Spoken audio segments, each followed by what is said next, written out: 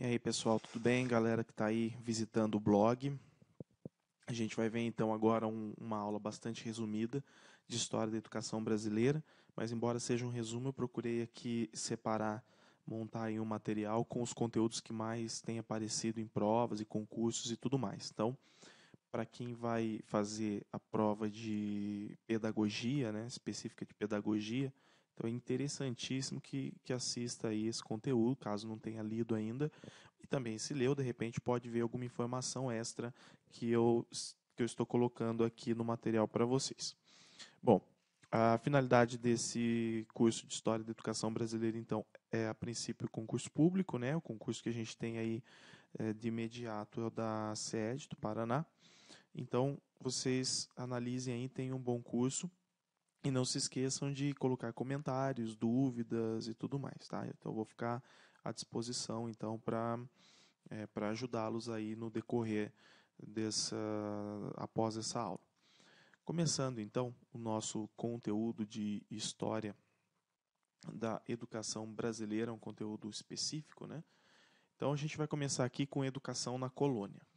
Quais são os principais aspectos da educação no período colonial? Antes de mais nada, nós temos que considerar o seguinte, que contribui bastante com a estruturação da educação na colônia os fatos históricos que ocorreram nesse período. Então, nós tivemos as grandes navegações, nós tivemos expansão marítima e comercial, nós tivemos ascensão da burguesia, do absolutismo, crise do catolicismo e depois reforma protestante e contra-reforma. Eu não vou falar sobre esses aspectos, são aspectos de história geral, mas que é importante que você saiba que eles contribuíram para a construção desse cenário que nós veremos aqui, especificamente no que diz respeito à educação. Então, vamos falar um pouquinho dos jesuítas no Brasil, né? Porque eles introduzem, então, a educação no Brasil, a educação colonial. Então, os jesuítas chegam ao Brasil em 1549 e desde então eles passam a consolidar o ensino público da colônia, a partir então da Companhia de Jesus. E quais são as primeiras ações dos jesuítas? Então, eles criam aquelas escolas de primeiras letras, de alfabetização, e também criam os colégios formadores de sacerdotes. Tá? Então, são dois pontos importantes. A Companhia de Jesus vai cuidar da educação na colônia, vai criar escolas de primeiras letras e vai criar também colégios formadores de sacerdotes. Uma coisa importante que a gente tem é que nessa educação jesuítica aí, nós vamos ter, isso é parte da contra-reforma, tá? Então, a educação, a Companhia de Jesus faz parte da contra-reforma, que é aquele ato da Igreja Católica que vai tentar aí fazer frente à reforma protestante. Bem, ainda no que diz respeito ao ensino jesuítico, que é importante a gente falar, embora os jesuítas estivessem no Brasil para cuidar então da educação e para difundir, obviamente, a religião, o governo de Portugal não permitia a criação de universidades na colônia, né, e também impunham outras medidas, né, que cerceavam a emancipação intelectual. Logo, os jesuítas eles vão ficar bem restritos ao processo de alfabetização mesmo. Então, nós não teremos aqui nenhum tipo de universidade jesuítica, por exemplo. Isso não vai existir na colônia, porque justamente a metrópole, Portugal, não permitia, porque caso nós tivéssemos uma evolução muito grande na educação, obviamente que essa população iria buscar a emancipação intelectual e, consequentemente, política, né? Então, era uma forma aí do governo português cercear esse tipo de ação. Bom, outro ponto fundamental aqui, né? Os jesuítas eles vão, então, basear o seu trabalho bastante na catequese indígena. O índio é um alvo bem importante aí da educação jesuítica.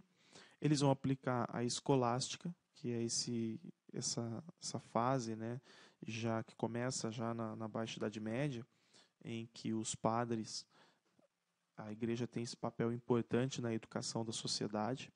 A igreja acaba tendo um papel bastante importante, de escola mesmo, e que vai passar então os valores da fé, os valores cristãos e tudo mais.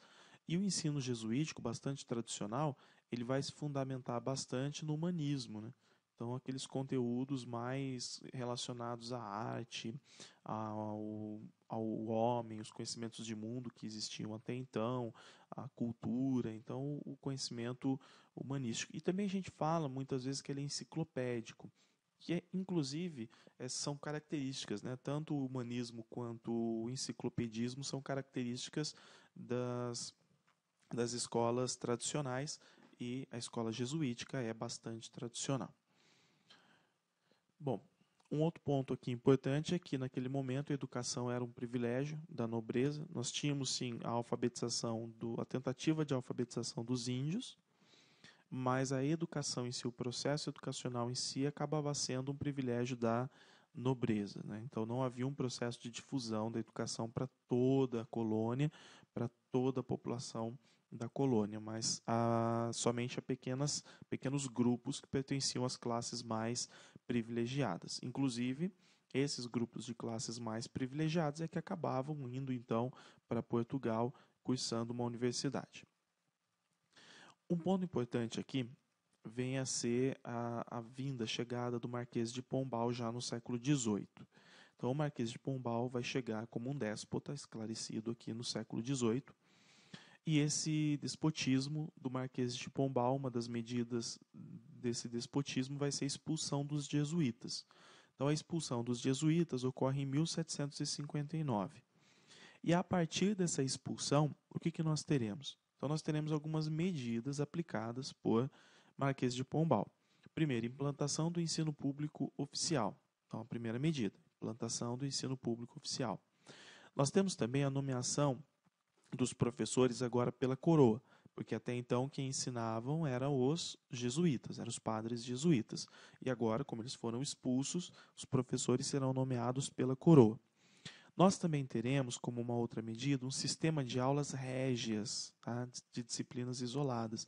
Então, lá na hora da prova, do seu concurso, preste muita atenção, porque caso caia essa expressão aulas régias, você sabe então que está falando das medidas implantadas pelo Marquês de Pombal. Então, nós temos esse sistema de aulas régias e de disciplinas isoladas. Surge também uma coisa chamada de subsídio literário. O subsídio literário é justamente o pagamento dos professores. A remuneração dos professores é chamada de subsídio literário. E tem um ponto interessante, né, porque vejam que não existia então uma difusão muito forte da educação na colônia. No entanto, os padres jesuítas faziam isso muito bem. O Fernando Azevedo, na obra dele, A Cultura Brasileira, vai chamar essa fase pombalina do Marquês de Pombal de retrocesso. Então ele vai dizer o seguinte, que existe aí um período de decadência e transição desse momento em que os jesuítas são expulsos do Brasil. Obviamente que isso não quer dizer que a educação jesuítica fosse uma educação bastante moderna, que se difundisse amplamente para a sociedade. Não é isso. É que existia um padrão que estava sendo construído educacional. E com o Marquês de Pombal, embora as ideias políticas, as medidas sejam implantadas na prática, isso para o Fernando Azevedo, analisando a história brasileira, ele vê como um período de retrocesso. Então ele chama essa época do Marquês de Pombal, essa época pombalina, um período, né, que ele fala que é meio século de decadência e transição. Então a gente tem aí um ponto crítico, e essa crítica emana do Fernando Azevedo, uma autoridade também na história brasileira. Bom, saindo da colônia rapidamente, a gente tem aí a questão da educação no Império, né? Quais são os fatos históricos que vão contribuir com a estruturação do cenário político-social no Brasil? Então a gente tem o capitalismo industrial, teve a primeira revolução industrial no século XVIII, depois vai ocorrer a segunda revolução industrial no século XIX em outros países, que não a Inglaterra. A chegada da família real no Brasil, nós temos então, com a chegada da família real, a ruptura do pacto colonial, o processo de independência, a Constituição outorgada de 1823, no caso a Constituição de 23 e depois a outorga, né, em 24, e as transformações culturais. Então fique atento também que aí nós temos fatos históricos gerais que vão contribuir com a estruturação do cenário sociopolítico que nós veremos agora, mais especificamente no que diz respeito à educação. O primeiro ponto importante é que durante todo o século XIX, todo esse período imperial no Brasil, o ensino ele será elitista e propedêutico. Elitista por quê? Porque ainda continuam tendo acesso ao ensino no Brasil aos filhos dos nobres e os próprios nobres. E propedêutico quer dizer o quê? Que esse estudo está atrelado aos interesses do ingresso em cursos superiores.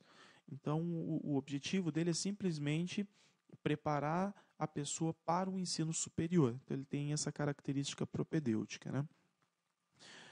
Um outro ponto que a gente tem que ver é que o ensino, nesse momento, ele é dividido, né, em ensino elementar, ele é dividido também em ensino secundário e ele é dividido em ensino superior. Então, elementar, secundário e superior. Vamos tirar aqui o superior e o secundário. Vamos falar um pouquinho do ensino elementar.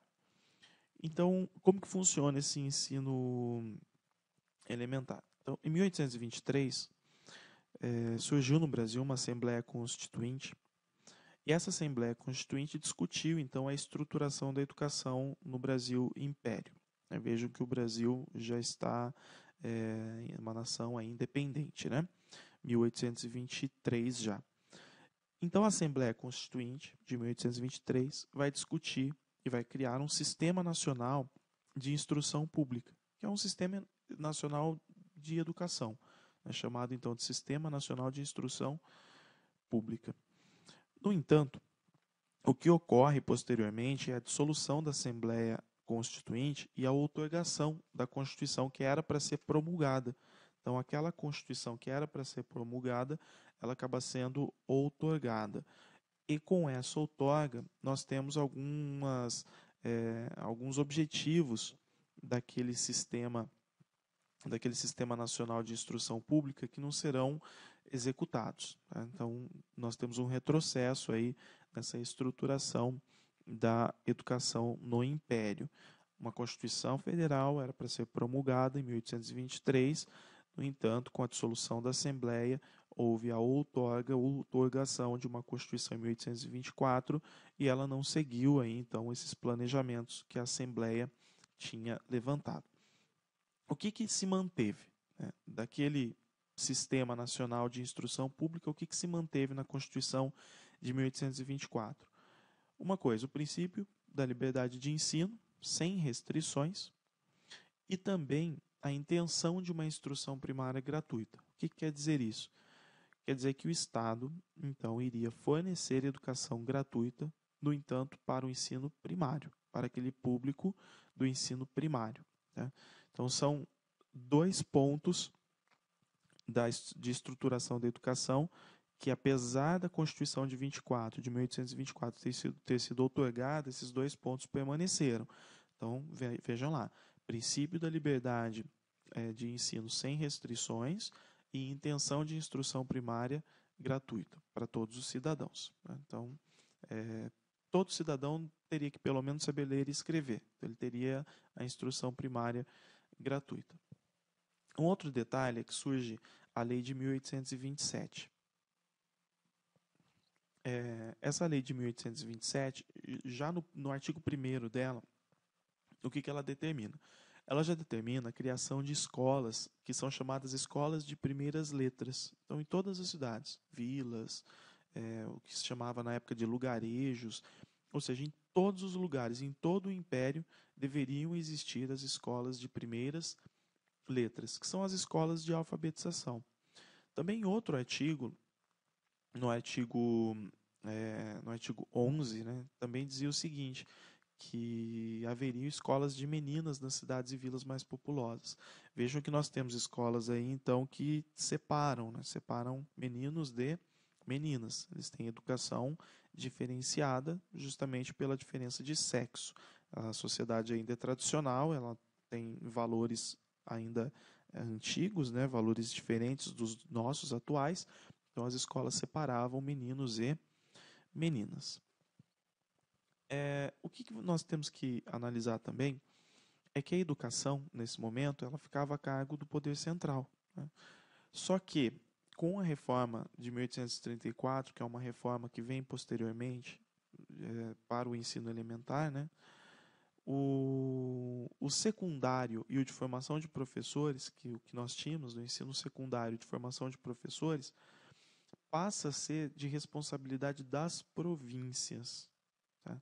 Então, além do ensino elementar, a reforma de 1834 vai trazer como iniciativa de responsabilidade das províncias também o ensino secundário e a formação de professores. Vejam que nesse momento nós temos o governo central, o império, e nós temos as províncias dentro do império, não é? Então nós tivemos uma lei, 1827, repetindo, que determina a criação de escolas de alfabetização, são chamadas escolas de primeiras letras em todas as cidades, todas as vilas, qualquer lugar do império. Só que surge também uma reforma de 1834. Então essa reforma de 1834 vai dizer o quê? Que apesar da educação ficar a cargo do poder central, o ensino elementar, o secundário de formação de professores passa a ser, então, de iniciativa e responsabilidade das províncias. Só que a gente tem um problema, né?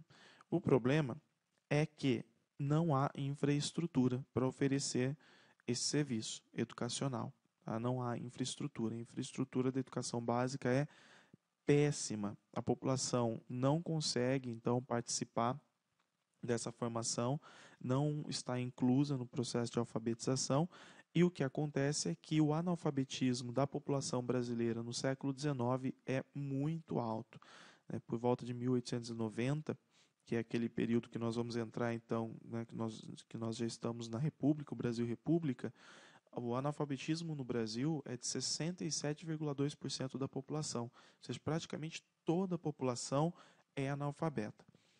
Isso quer dizer o quê? Isso quer dizer que, apesar da boa vontade do Estado brasileiro imperial fornecer, né, instrução primária, alfabetização gratuita para todos os cidadãos, isso não deu muito certo, dentre outros motivos, o mais importante, por causa da péssima infraestrutura da educação básica, tá? Então não tinha escolas estruturadas, não tinha sequer um planejamento para a educação, uma forma de se prestar esse serviço educacional a partir do Estado. Com relação ao ensino secundário, uma coisa importante que a gente tem que guardar é que não havia uma articulação entre o ensino primário e o ensino secundário. Vejam que hoje a escola oferece uma educação com um sistema progressivo, né? As crianças vão passando de ano e vão adentrando em anos, vamos dizer assim, mais desenvolvidos, né? Então a gente tem aí um sistema de progressão, de progressividade. Na época, o ensino primário ele não estava articulado ao ensino secundário, não existia uma unidade na educação brasileira, ela estava bastante desconfigurada. Então, o ato adicional de 1834, que é essa chamada de reforma de 34, o que vai acontecer?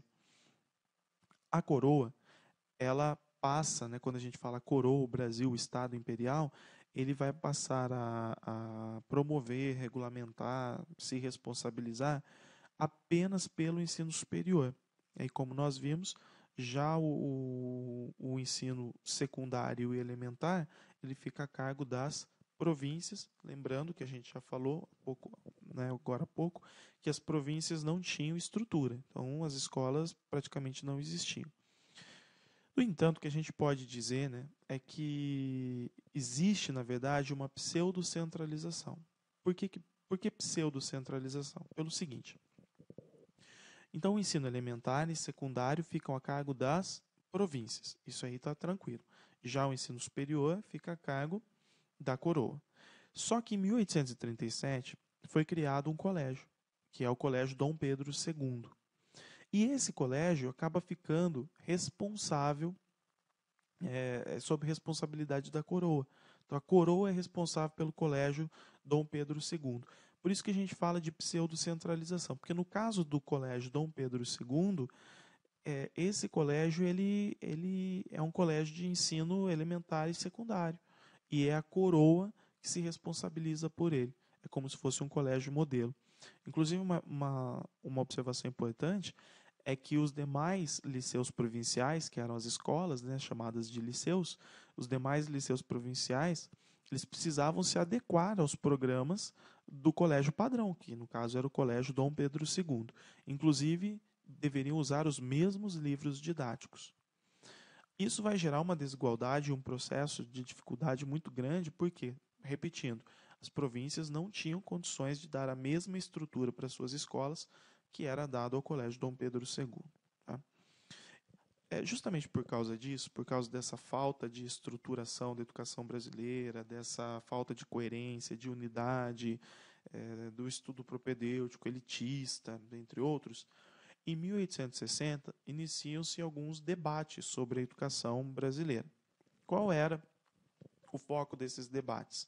Seria justamente a tentativa, então, de, vamos dizer assim, imprimir nas escolas, né, um viés mais liberal, um viés mais próximo do que era, por exemplo, a educação, a sociedade lá nos Estados Unidos, que defendesse ideias de liberdade de ensino, de consciência, que defendesse novidades pedagógicas, novidades, áreas que vinham do exterior, né? Que vinham dos Estados Unidos, que vinham da Europa, áreas mais liberais. Então, dentro dessas ideias liberais, nós temos o quê? Escolas liberais, defesa de ideias de liberdade, defesa de ideias de liberdade de consciência, liberdade de ensino, liberdade de propostas pedagógicas. Isso quer dizer o quê? Que em 1860 os debates vão questionar um pouco a presença da Igreja e a presença do Estado na formulação das políticas educacionais. Tá? Porque o Estado e a Igreja tornam a educação muito rígida, muito inflexível, e isso vai gerar alguns descontentamentos. Então, em 1879, vai surgir uma reforma, a reforma de 1879, que é chamada de Reforma de Leôncio de Carvalho. O Leôncio de Carvalho, naquela época, é visto como um inovador do ensino. E nessa reforma surge uma proposta de lei, né, uma lei que defende o quê? Ela vai defender alguns pontos importantes, como liberdade de ensino, inclusive sem a fiscalização do Estado. Tá? Então vejam que o Leôncio de Carvalho percebe realmente que o Estado ele centraliza demais algumas ideias na escola e a escola com isso não progride. A escola se mantém muito tradicionalista. Então, liberdade de ensino, para que as escolas, inclusive das províncias, tivessem liberdade para aplicar seus métodos e suas práticas. Liberdade de frequência. Hoje, por exemplo, não é assim, nós sabemos que o aluno, por exemplo, para ser aprovado, ele precisa de um mínimo de 75% durante o período letivo, né? Então, na reforma dele, ele acabava pregando a liberdade de frequência. Também liberdade de credo religioso. Então, a gente já está pensando numa educação laica, num Estado também laico.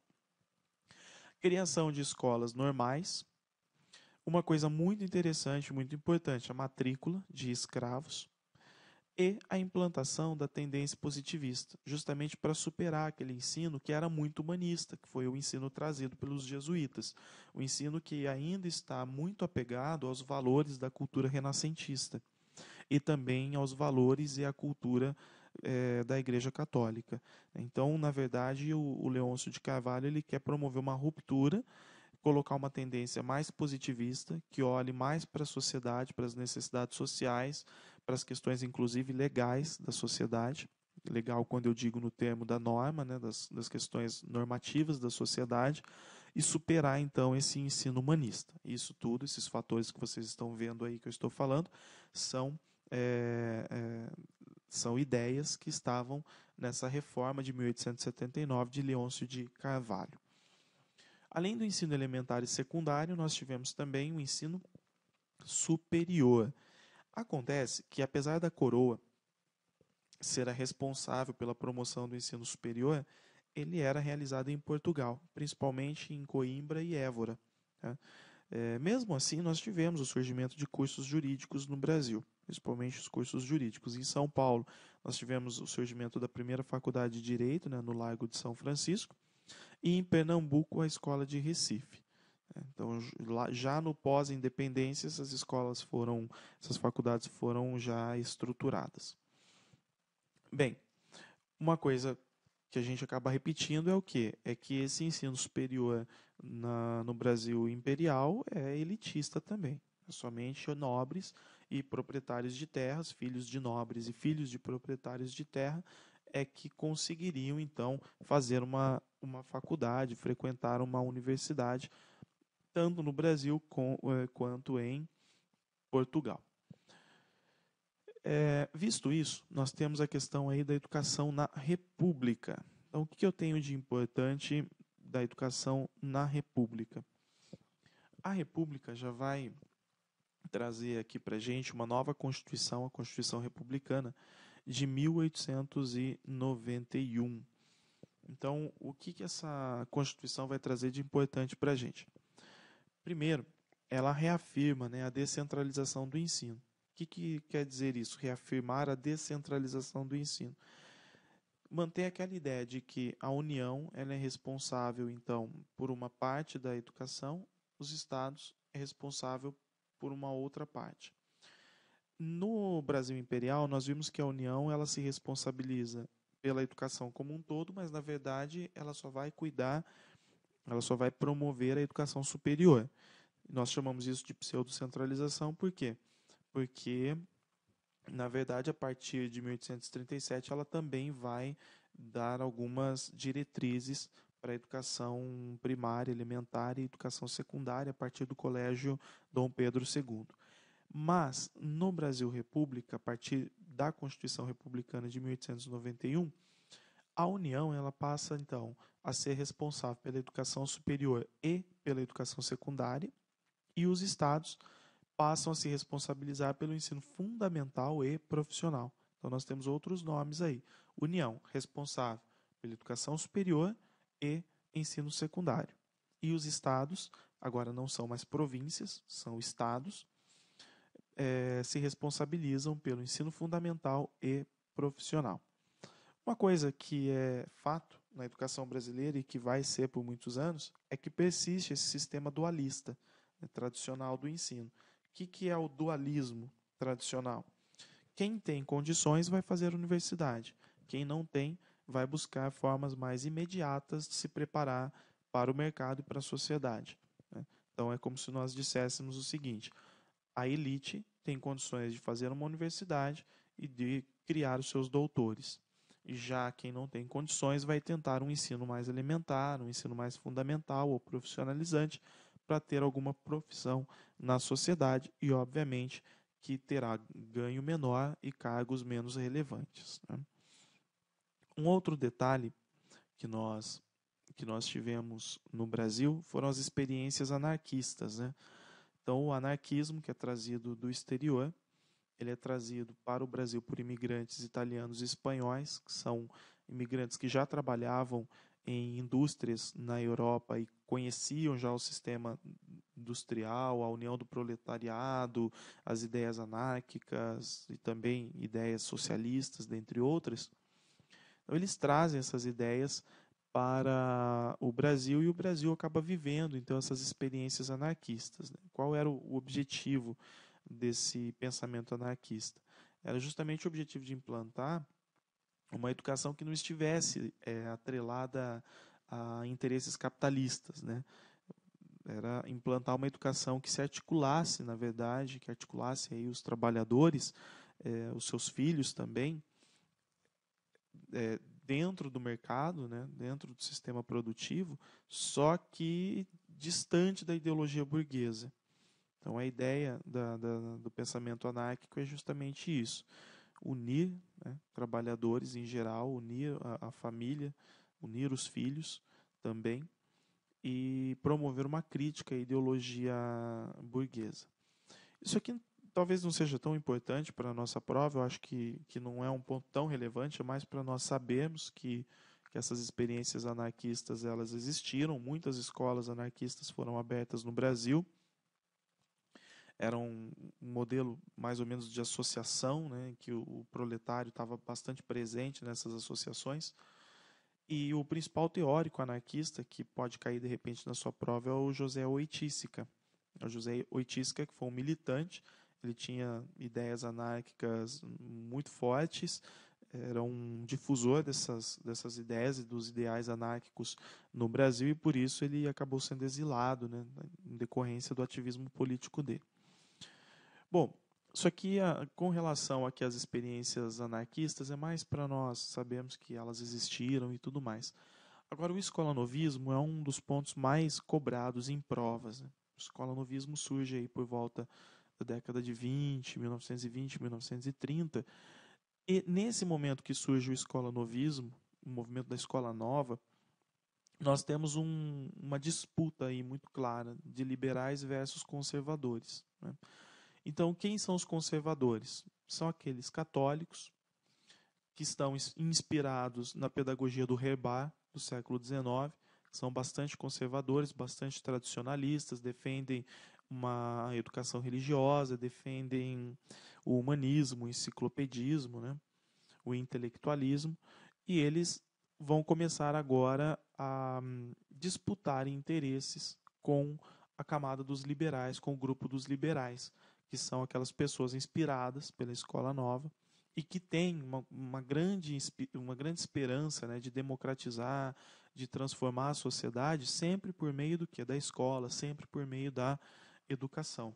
Tanto é que esses escolanovistas, eles lutam por uma escola não dualista, ou seja, não aquela escola que dá preparação para os nobres, para a elite, para que eles possam cursar uma faculdade, e dá um ensino bem mais básico para aqueles que precisam simplesmente se alfabetizar, né? Então esse dualismo ele é contestado pelo escolanovismo, e eles vão procurar então reagir a esse individualismo, ao academicismo da educação tradicional. Vão combater o individualismo e vão combater o academicismo da educação tradicional. Já começa a surgir aí um pouco daqueles ideais de democratização do ensino, de integração, e que futuramente a gente sabe que nós chamaremos de inclusão na educação.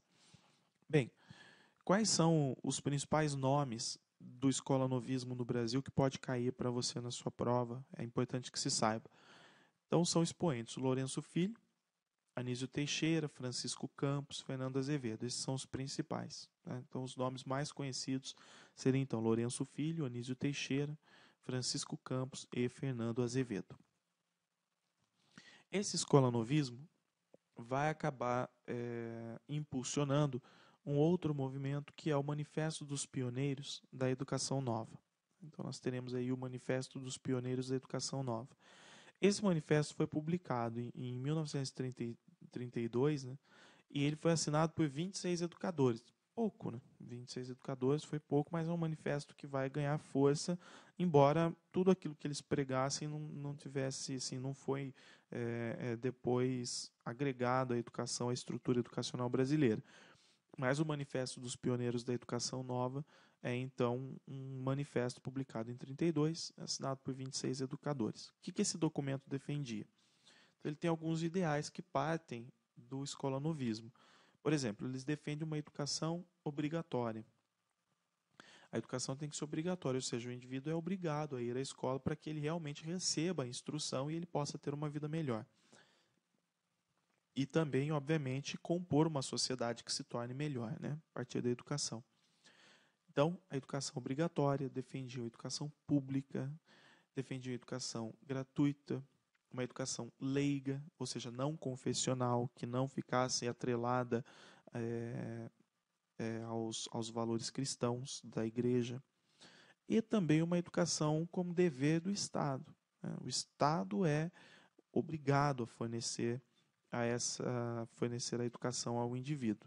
E também, como um ideal escolanovista, a eliminação do dualismo escolar, ou seja, integrar todos, democratizar o ensino para que todos tenham oportunidade e a gente então elimine esse dualismo escolar.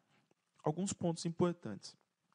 A Constituição de 1891, na verdade, o Estado ele não vai garantir a educação como um direito público subjetivo. Vejam que hoje a educação é um direito público subjetivo do indivíduo.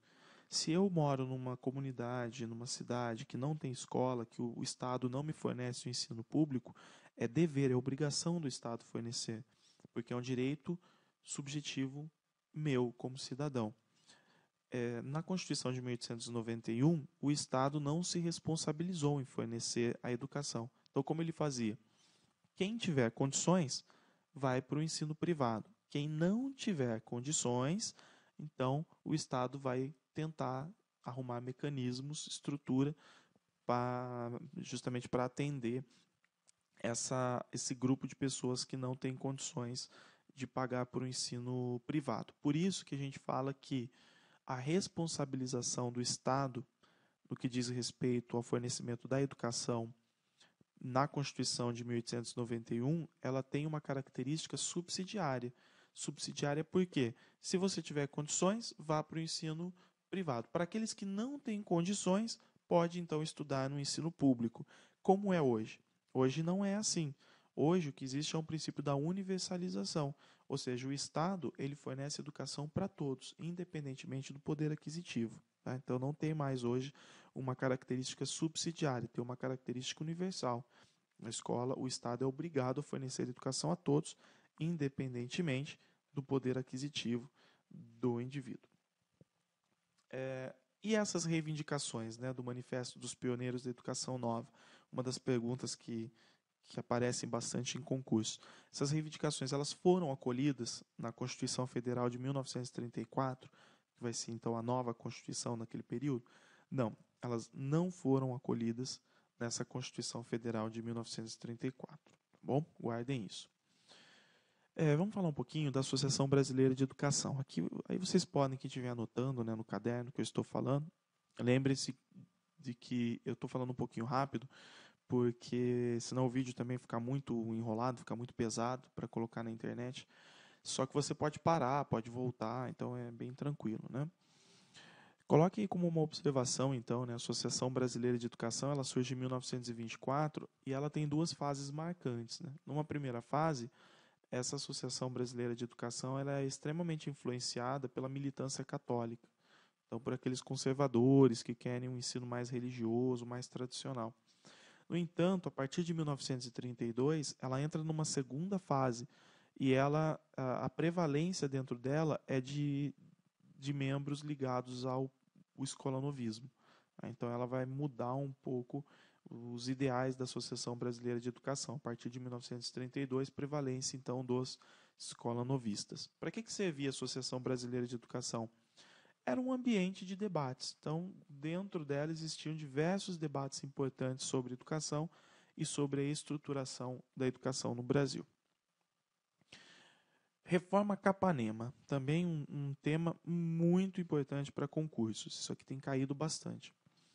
Essa reforma Capanema, ela vai ocorrer naquele âmbito do Estado Novo, entre 1937 e 1945. Lembrando que o Getúlio Vargas ele vai implantar esse Estado Novo, outorgando uma Constituição em 1937, que ele chama de a Polaca. Né? Aliás, ele não, é chamada de a Polaca, por se parecer bastante com a Constituição da Polônia da época. O que nós teremos então? Nós temos um ministro nesse momento, que é o Gustavo Capanema, e esse ministro ele empreendeu reformas do ensino que foram chamadas de leis orgânicas do ensino. Então a reforma Capanema seria justamente o surgimento aí dessas reformas do ensino, das leis orgânicas do ensino. Essas reformas, elas tinham como principais pontos, né, quais eram os principais pontos dessa reforma? Então a gente tinha lá, regulamentava a reforma do ensino primário, por exemplo. Né? Então o ensino primário que estava bastante confuso, então há uma regulamentação da reforma do ensino primário. Nós temos a criação do ensino supletivo de 2 anos, o que é muito importante para eliminar o analfabetismo da sociedade brasileira na época. Né? Então, quem está fora da idade própria para aquele determinado ano na educação normal, então tem aí a criação do ensino supletivo de 2 anos. Nós temos um melhor planejamento escolar, então a reforma ela vai prever um melhor planejamento escolar, medidas inclusive políticas que melhoram bastante o planejamento escolar, vai prever recursos para a implantação da própria reforma e da estruturação da educação, então já há previsão de recursos. Nós temos um ponto muito importante que é a estruturação da carreira docente. Então, estruturar a carreira docente justamente para valorizar o professor, né? Tem também a regulamentação do curso de formação de professores e nós temos a reestruturação também do curso secundário. O curso secundário ele vai passar a ser dividido da seguinte forma. Então, 4 anos de ginásio e 3 anos de colegial. Tá? Então, o ensino secundário aí, nesse período entre 1937 e 1945, ele tem 4 anos de ginásio e 3 anos de colegial. Isso também surge com a reforma Capanema. Guardem bem, então, gente, a reforma Capanema, esses principais pontos que foi implantada pelo ministro Gustavo Capanema e foram denominadas a reforma foi denominada de Leis Orgânicas do Ensino. Lei de Diretrizes e Bases de 1961. Então, a gente tem algumas novidades aqui, né? Lei 4024/61. O ponto mais interessante é que ela já nasce ultrapassada, né? Então, logo quando foi publicada, essa lei já estava ultrapassada. Por quê? Porque no período em que ela ficou sendo elaborada, discutida, o Brasil já iniciou um processo de industrialização. Então, o Brasil já não é mais um país somente agrário. Ela foi concebida, as ideias foram concebidas, as ideias dela, né, que depois vão estruturar essa lei, foram concebidas no período que o Brasil é totalmente um país agroexportador, e quando ela entra em vigência, quando ela é publicada, então o Brasil já tinha iniciado o processo de industrialização, né? Então já é um país semi-urbanizado, já tem uma estrutura bastante diferente. Bom, o que nós temos de importante sobre essa lei aí, a Lei de Diretrizes e Bases de 1961? Ela vai conservar muita coisa da Reforma Capanema. Então, muita coisa que foi feita na Reforma Capanema, ela conserva. Né? No entanto, ela vai permitir uma coisa chamada de equivalência dos cursos e facilita bastante a mobilidade entre eles. Tá bom? Então, essa equivalência de cursos e a mobilidade entre eles, a facilitação dessa mobilidade, é trazido pela Lei de Diretrizes e Bases de 1961. O ensino secundário também passa a ser menos enciclopédico. Nós temos aí um ensino secundário um pouco mais voltado para o dia a dia, para a realidade, e que diz respeito àqueles ideais do escola-novismo, né, que queriam uma educação mais voltada para a realidade do indivíduo e não para o enciclopedismo. Então, isso vai acontecer na LDB de 1961. A grande crítica é que o Estado não estava focando simplesmente as escolas públicas. O Estado mantinha aí um certo atendimento às escolas privadas. Existiam aí existiam alguns órgãos, né, como eram, por exemplo, a CFE, a CE, que são órgãos políticos, né? São órgãos políticos, são conselhos federais. Nós temos o Conselho Federal de Educação, que é o CFE, e os Conselhos Estaduais de Educação. Então, são órgãos políticos e que eram representados por escolas públicas, mas que dentro desses órgãos também havia representação das escolas particulares. Então, nesses conselhos também havia representação das escolas particulares.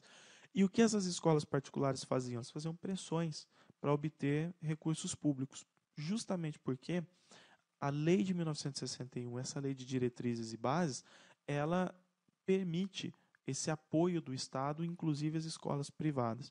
Então, o Estado deixa de focar a escola pública, deixa de melhorar a escola pública e, por interesses, inclusive políticos, por interesses de instituições particulares, ele tem que atender também, inclusive com recursos, essas instituições particulares, e isso é uma grande crítica que se faz, essa é uma grande crítica que se faz à LDB de 1961.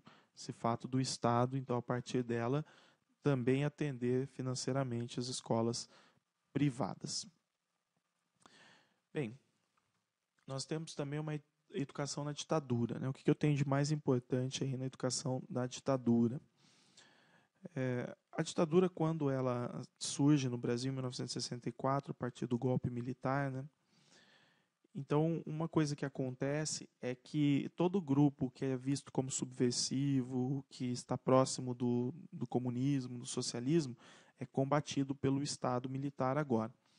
Então, dentro dessa ideia, né, foram postas fora da lei, vamos dizer assim, como fora da lei, como não existindo mais, toda aquela instituição, todas as organizações que eram consideradas subversivas. E aí a gente tem a UNE, né, que é a UNE, que pertence aos estudantes no âmbito nacional.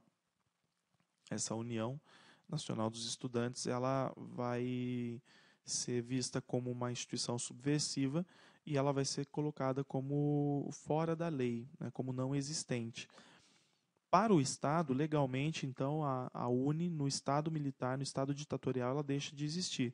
Só que ela permanece agindo clandestinamente. A gente não pode esquecer que a UNE mantém suas ações, no entanto, clandestinamente, né? Bom, se eu não tenho mais uma União Nacional dos Estudantes, em que eu tenho uma articulação em nível nacional, o que se cria? O que se criam são os diretórios acadêmicos e também uma coisa chamada de Diretório Central dos Estudantes. O que o Estado fez? Ele manteve grupos de estudantes, só que em um espaço reduzido para que não houvesse uma articulação nacional entre os estudantes. O diretório acadêmico, por exemplo, ele está restrito a cada curso. Então, cada curso tem um diretório acadêmico, está restrito a esse curso. E nós temos também o Diretório Central dos Estudantes, que é o DCE. Então, para cada universidade tem um Diretório Central dos Estudantes. Só que é escolhido uma espécie de padrinho que vai orientar os trabalhos desses diretórios. E esse padrinho, obviamente, é uma pessoa escolhida pela universidade e que defende os ideais, defende a postura do Estado, né, do Estado militar. Um outro detalhe, que já a partir da ditadura, né, do golpe militar, o Estado impedia qualquer tipo de ação política pelos estudantes. Então, o estudante não pode, vamos dizer assim, se envolver com questões políticas. Tanto é que tem uma frase da época que dizia, né, estudante é para estudar, trabalhador é para trabalhar. Então, o estudante não tinha que se envolver com assuntos políticos, muito menos com outros assuntos que não fosse estudar simplesmente. 1969 é um ano importante aí porque em 1969 a gente tem a criação de uma junta militar, né?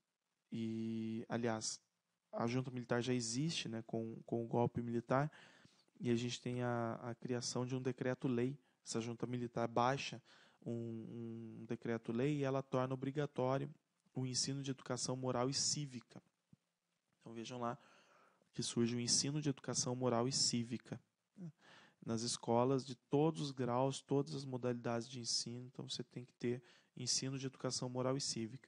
Uma observação: no ensino secundário ele já não chama ensino de educação moral e cívica. No ensino secundário ele se chama Organização Social e Política Brasileira, e no curso superior ele vai se chamar Estudos de Problemas Brasileiros.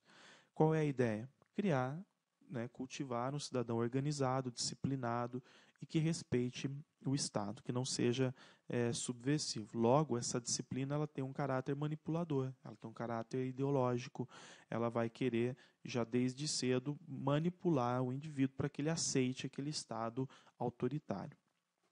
Em 1868, surge com o Costa e Silva, né, o AI-5. Então, em dezembro de 1968, o AI-5, que é o Ato Institucional número 5, ele surge e vai retirar, então, todas as garantias individuais, públicas, até mesmo privadas, né, e concede ao presidente, ao Costa e Silva na época, poderes, né, para atuar tanto como executivo como legislativo, né. Então, o AI-5 é uma concentração excessiva de poderes na mão do presidente, e por isso a gente tem aí vamos dizer assim, uma retirada das garantias individuais, públicas e privadas da sociedade. Isso foi em 1968. Em 1969, surgiu um decreto-lei, que é o Decreto-Lei 477, que vai então proibir aluno, professor, funcionário, qualquer indivíduo ligado às escolas, estarão proibidos de qualquer manifestação de caráter político. Tá? Então, qualquer manifestação que pareça cultural, mas que tenha um caráter político, será, vamos dizer assim, ela será combatida pela ditadura militar, pelo Estado. E nessa lei, nesse decreto-lei 477, então estão proibidos de qualquer manifestação de caráter político, alunos, professores e funcionários de escola. Tá? A gente vai ter também, nesse período da educação na ditadura militar, as reformas tecnicistas e os acordos, né, MEC-USAID. Então, as reformas tecnicistas e acordos MEC-USAID. O que quer dizer isso? Primeiro, o tecnicismo. Né? Nós vimos, a gente sabe que existe uma tendência liberal, que é a tendência tecnicista, e o que nós tínhamos nesse tecnicismo é a aplicação de um modelo empresarial na escola. Então, a escola vai receber um modelo empresarial de trabalho que está baseado em quê? Está baseado na racionalização. É um estudo bastante racionalizado que se adeque, né, às exigências da sociedade industrial capitalista, das empresas, das indústrias, do mercado aí em ascensão no Brasil, em expansão. Já esses acordos MEC-USAID, né, que a gente tem nesses acordos aí? Então, por esse acordo, o Brasil está... É um acordo que o MEC faz com os Estados Unidos. Então, é um acordo com os Estados Unidos. E é um acordo em que o Brasil, a partir dele, receberia assistência técnica. Receberia cooperação financeira, justamente para a implantação de reformas. Que tipo de reformas? Essas reformas tecnicistas. Então, se eu vou criar escolas que têm o padrão de empresa, né, jogar um modelo empresarial para dentro da escola, de onde eu vou buscar ideias, cooperação financeira e assistência técnica? Eu vou buscar lá nos Estados Unidos, que, no caso, é um país desenvolvido, é um país que vende tecnologia e que está amplamente interessado em ter um cliente grande como o Brasil na América do Sul. Então, nós temos aí esses acordos MEC-USAID. O nome, né? Estou colocando aí para vocês, para ficar fácil. Esse nome, USAID, é um nome, ou USAID, um nome um pouco estranho, né? Então, você pode ver aí o que significa esse nome em inglês, que fica mais fácil. Bom, o que mais que a gente tem de importante sobre essas reformas tecnicistas, né? Coloquem aí, porque isso pode cair também, essas características das reformas tecnicistas, as características dela, algum texto que trabalhe isso. É uma reforma autoritária, é uma reforma vertical. Por quê? Porque ela segue um padrão hierárquico, vem de cima para baixo, vem do Estado. E é também uma reforma domesticadora. Então, são 3 características bem claras dessa reforma. Ela é autoritária, é vertical e é domesticadora. E ela tem 3 pilares. Então, muita atenção com relação a isso. Existem 3 pilares dessa reforma. O primeiro pilar é educação e desenvolvimento. Então, essa reforma busca educação e desenvolvimento. É o primeiro pilar. Quer dizer o quê? Quer dizer justamente formar uma mão de obra, né, que atenda ao mercado em expansão. Então, o pilar da educação e desenvolvimento é formar uma mão de obra que atenda o mercado em expansão. O segundo pilar é educação e segurança. Por que educação e segurança? Porque a escola tem que formar o cidadão consciente. Até mesmo por causa disso que existe aquela educação moral e cívica, aquela disciplina, né, educação moral e cívica, que é para formar o cidadão consciente, o cidadão que acredite no Estado, que respeite o Estado, que não seja subversivo. O outro pilar é educação e comunidade. O que seria esse pilar? Ele diz respeito à criação de conselhos de empresários e mestres para estabelecer a relação entre escola e comunidade. Então, ou seja, mostrar esse papel formador de profissionais de mão de obra técnica para a comunidade, estabelecendo-se então uma relação entre escola e comunidade.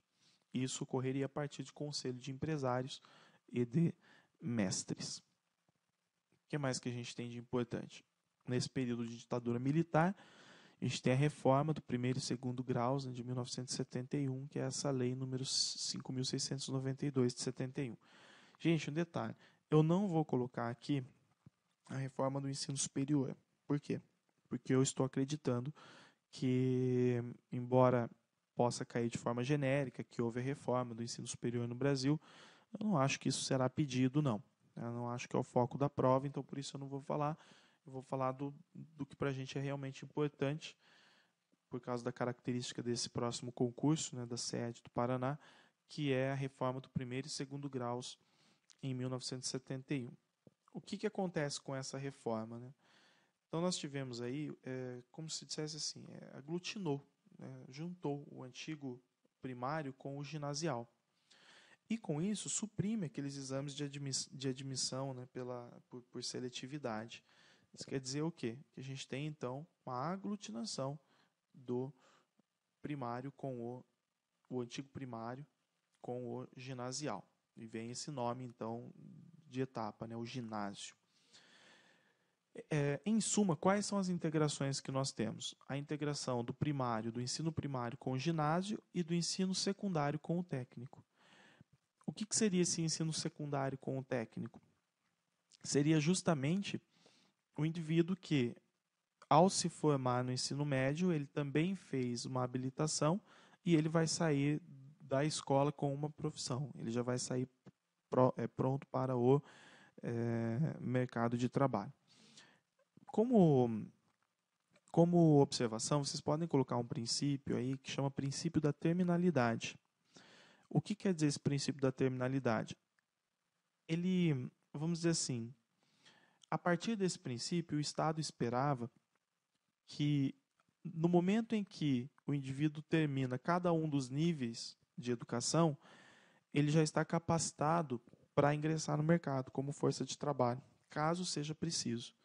Então, cada vez que ele passava um nível, ele já estaria, de certa forma, capacitado para o mercado. Ou seja, até que ao final do ensino secundário e técnico, naquele momento que ele tem a sua habilitação, ele está amplamente qualificado para ingressar no mercado de trabalho.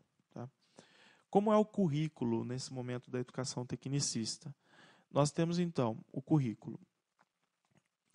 De um lado a educação geral e de outro lado a formação especial.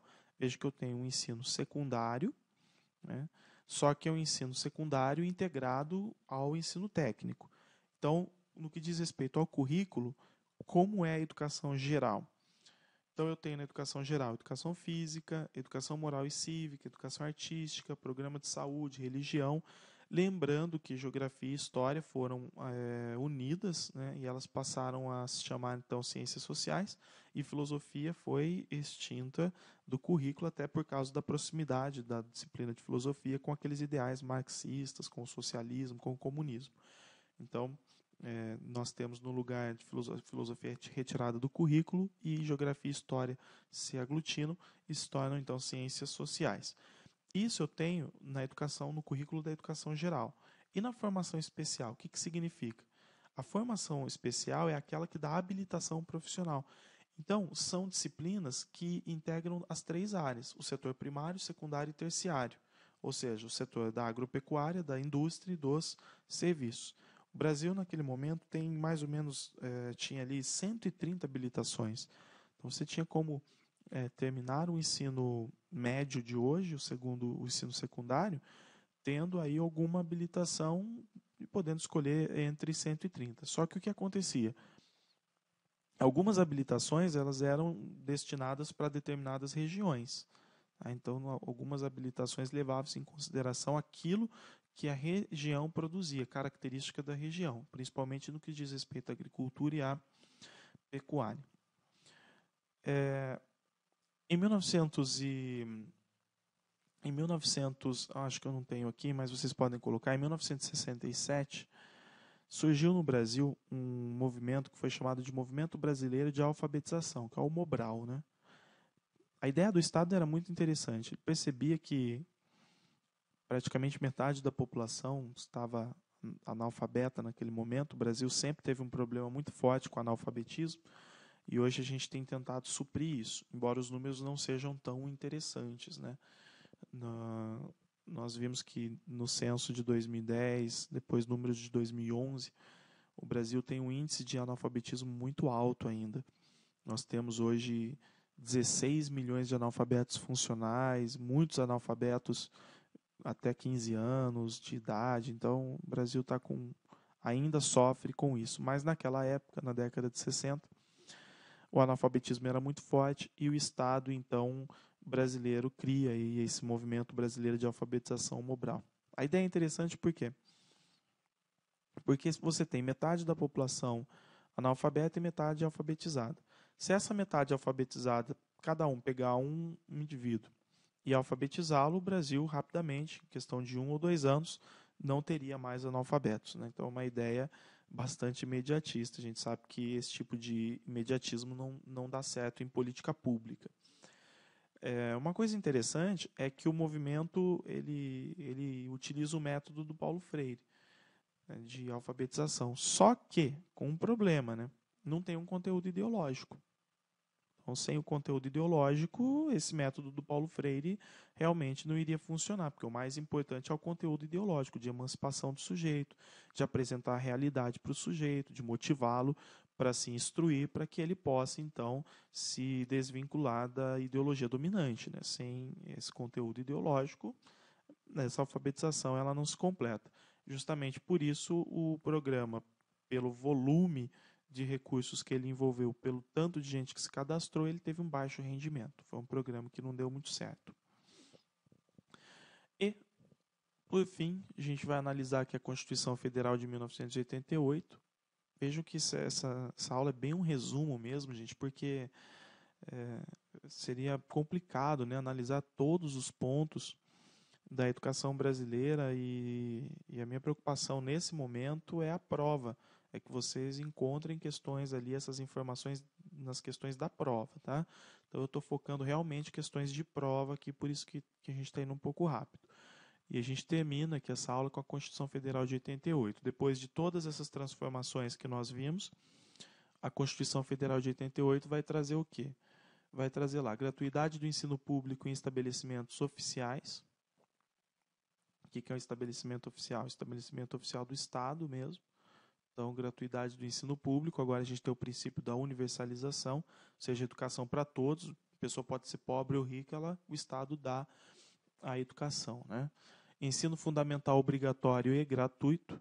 Então, esse ensino fundamental, considerando o ensino de 9 anos, ele é obrigatório a partir dos 6 anos. No entanto, nós tivemos uma nova regulamentação em abril, agora de 2013, em que em breve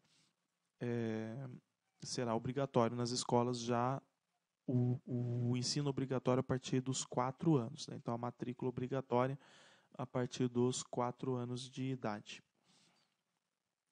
Expansão do ensino obrigatório gratuito progressivamente ao ensino médio. Atendimento em creches e pré-escolas às crianças de 0 a 6 anos. Ensino obrigatório e gratuito como direito subjetivo, ou seja, se a pessoa estiver numa cidade que não tem escola gratuita, o Estado é obrigado a fornecer, porque é um direito subjetivo do cidadão. Valorização dos profissionais de ensino, e aí a gente fala bastante da formação continuada, né, que os estados adotam hoje, e é algo que tem sido trabalhado de forma muito séria pelo Estado, mas que ainda precisa melhorar, a formação continuada ainda precisa se expandir. Autonomia universitária, aplicação anual pela União de nunca menos de 18% e pelos estados, Distrito Federal e municípios de 25% no mínimo da receita resultante de impostos na manutenção e desenvolvimento do ensino. E um Plano Nacional de Educação visando a articulação e o desenvolvimento do ensino com seus diversos níveis. Plano Nacional de Educação, gente, que ele é decenal, né? Cada 10 anos ele surge aí o primeiro. A gente vai ter em 2000, depois vai até 2010, de 2001 a 2010. E o novo, ele agora é vigente de 2011 a 2020. E um dos pontos importantes do Plano Nacional de Educação é que ele prevê recursos financeiros.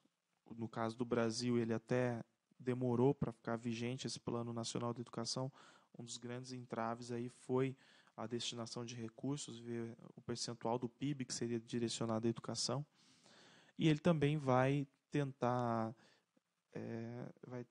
levantar medidas estruturais para vencer aí problemas como evasão escolar, analfabetismo, repetência, desemprego, qualidade de ensino, dentre outras coisas. Bem, o que nós não falamos aqui que é importante você dar uma lida, ou então, principalmente quem foi meu aluno aí nos cursos no conteúdo aí de Fundamentos da Educação, o que você tem que ficar atento é com relação à Declaração Mundial de Educação para Todos, em 1990, que ocorreu em Jomtien, na Tailândia, e ali surgem valores para a educação, principalmente valores de inclusão. Tá? Então a gente não vai falar disso, eu quis trazer somente pontos bastante políticos e até mesmo jurídicos da história da educação. Obviamente que um resumo, porque se for muito demorado vocês podem ler em casa sozinhos, né? Não precisaria. Essas questões que eu trouxe são uma aposta minha na prova. Imagino que alguma questão que caia vai estar ligado a esse conteúdo aí. Então, muita atenção com relação ao surgimento da educação de jovens e adultos no Brasil, principalmente o pessoal que vai fazer pedagogia, né? Essa aula é destinada para o pessoal que tem como disciplina específica pedagogia. Então, dê uma estudada aí na questão da inclusão, na questão da educação de jovens e adultos, e dê uma lida na LDB agora, na LDB nova, né? Principalmente os artigos referentes à formação de professores, aos princípios, aqueles artigos 3º, 4º, ao artigo 20 até o 39, mais ou menos, 38, de onde fala ali do ensino fundamental e médio, e também de características como avaliação, dentre outros. Espero que tenha ajudado nessa aula. Assim que eu tiver mais novidades no blog, eu vou compartilhar com todos, e você pode também, por favor, passar aí o blog para outros professores, para que eu possa levar a informação a mais pessoas, a mais escolas, e nós podemos aí nos ajudar nesse processo de captação de conhecimento. Pessoal, eu utilizei os 2 livros, né? O livro da Maria Lúcia de Arruda Aranha, que é História da Educação e da Pedagogia, e o do Demival Saviani, alguns comentários só, História das Ideias Pedagógicas no Brasil. Espero ainda colocar no blog um resumo bem bacana de todo o livro História das Ideias Pedagógicas no Brasil. Quem sabe mais um tempinho aí eu trago essa novidade para vocês. Não vou colocar o simulado agora, mas no decorrer da semana vou tentar fazer o simulado só de questões de história da educação e comentá-los, tá? Não estou prometendo, mas vou fazer um esforço para colocar o simulado para vocês também. Valeu, até mais, e frequentem o blog, e também apresenta aí para o pessoal também poder entrar nele. Valeu, pessoal.